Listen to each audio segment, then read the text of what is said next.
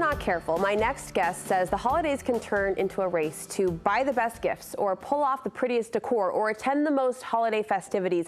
But there are ways to take the pressure off so you can enjoy a mentally healthy holiday. Doesn't that sound nice? Joining me now is psychologist Dr. Adam Schwebach. It's great to have you here. Hi, Brooke. This time of year is supposed to be happy, joyful, festive, even peaceful amidst all of that. Is there a magic solution, a magic potion to making sure that actually is what we feel? Well, I don't know. We always hope there would be a magic solution, but I think there's a lot of quick tips that we can utilize to kind of help make it a very good, happy, and healthy holiday.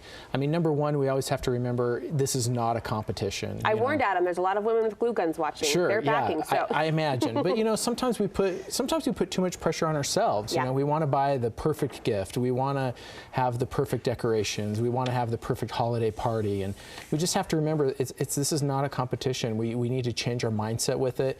It's okay if it's not perfect. It's we do the best we can, and I think that's a really important thing to think about. And it seems in over every situation or example you just rattled off, competition comes down to things or materialistic items. Sure. And at the end of the day, I know women watching don't want that to be what's driving the vibe behind their holiday. Yeah, I think it would be really interesting to ask your kids what they got for Christmas last year. We don't often remember what we get. It's often what we remember is how we felt, the people that we were with, sometimes the activities that we do. So we have to be careful about getting too materialistic and really focusing on time and what we're doing with our time and who we're spending our time with. Speaking of that time, you say a trip to the calendar with a closer eye and maybe a more critical eye can help us relieve some of that pressure right there. Sure. Yeah, absolutely. I mean, we want to make sure we're not overbooking ourselves. There's lots of holiday activities. There's lots of things going on at school. There's lots of family events.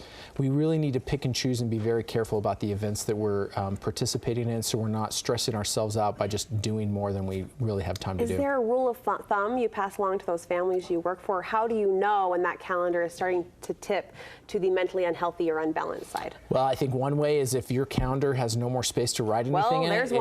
There's one. But yeah. I think, we know when we're overbooked. I think it's taking the courage to change and do what we're doing.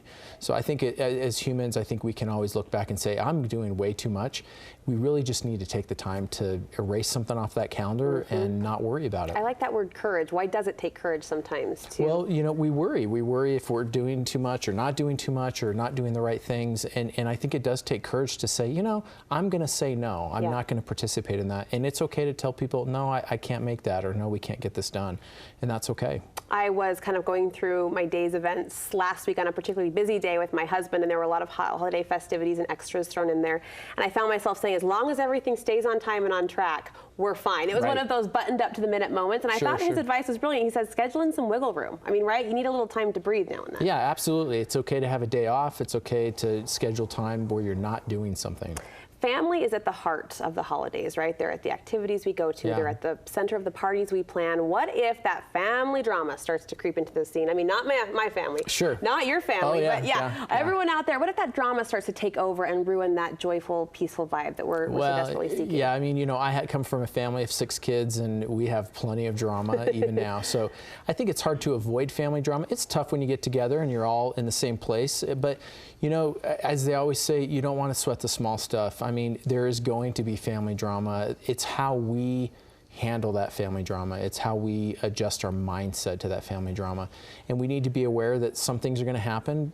It's not a big deal. We're here to have a good time. We're here to celebrate. We're here to be together. And we just have to change our mindset of what we want this holiday to be like. Are there any phrases we can reach for in the moment, in the situation, when the tension's kind of bubbling, to diffuse that drama you talk about, or at least to calm the personalities? Because a lot of times, yes, we were raised in the same family, but there are a lot of different personalities at play that can make things bubble up and boil over really quickly. Sure.